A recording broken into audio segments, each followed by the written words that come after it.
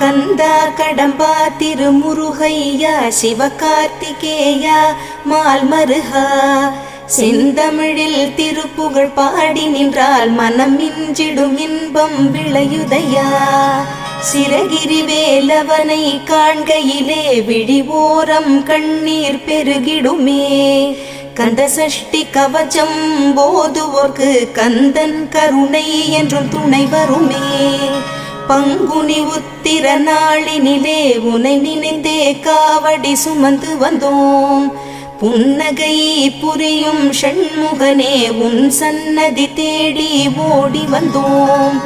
உன் பதம் பணிவது என் தவமே, என் மனதில் நிறைந்திடும் உன் முகமே. ஷண்முக பிரிய குஹ குரு சரவணனே வந்தே இன்னருளை தர வேண்டும். தென்பழனி மலையில் ஆண்டி முகம் சென்னிமலை